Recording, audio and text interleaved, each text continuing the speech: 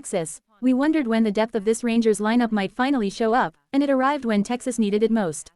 Moments after learning that they had lost Adolis Garcia, who was in the midst of a remarkable postseason, the Rangers put up 10 runs within the first 3 innings.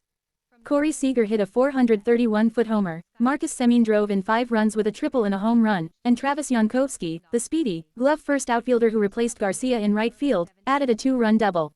They helped Andrew Heaney cruise through 5 innings and led the Rangers to their 10th consecutive road victory in these playoffs, adding to what was already a record. One more, and they'll be World Series champions for the first time. Alden Gonzalez. Arizona. The bullpen game simply didn't work. After this one, there might be a louder cry for good pitchers like Zach Gallen to throw on short rest if this is going to be the alternative. But at some point, the Diamondbacks were going to have to unload their bullpen in order to steal a game. At least now they have their top 3 pitchers going on full rest in the final 3 games, if we get that far. Offensively, there isn't much to take away from Game 4 as Arizona was down 10-0 after 2.5 innings. It made the rest of the game meaningless, other than keeping an eye on bullpen usage for both teams, though the D-backs did show some late life, scoring 7 times with the game out of reach. Now all eyes will be on Gallen, who has been fighting himself early in games this postseason. He can't let perfect be the enemy of good in Game 5. By November 1st, there is no perfect for pitchers. There's just good enough, and that's what the Diamondbacks are counting on. That and a more lively offensive night. Jesse Rogers. One big question, will the Rangers close things out and win their first championship in Game 5?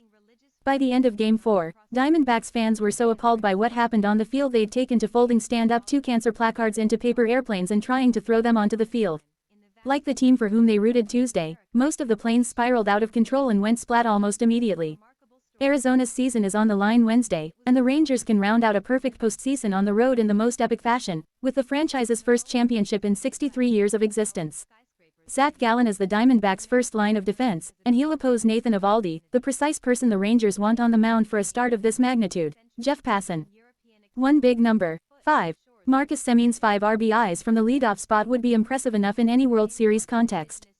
And the fact that he was a major part of an onslaught that moved the Rangers 1 win from their first World Series title is plenty impressive as well.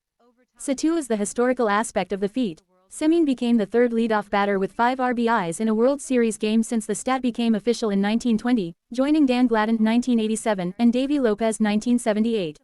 More than any of this, though, is simply that Semien, after a mostly brutal postseason at the plate, got to join the Texas hitting party. That he did it a couple of hours after Texas had to remove cleanup hitter Adolis Garcia from the roster because of an oblique injury makes it all the sweeter for one of Bruce Bochy's foundation players. Even without Garcia, this was the Rangers' attack that bludgeoned so many opponents into submission this season. Bradford Doolittle.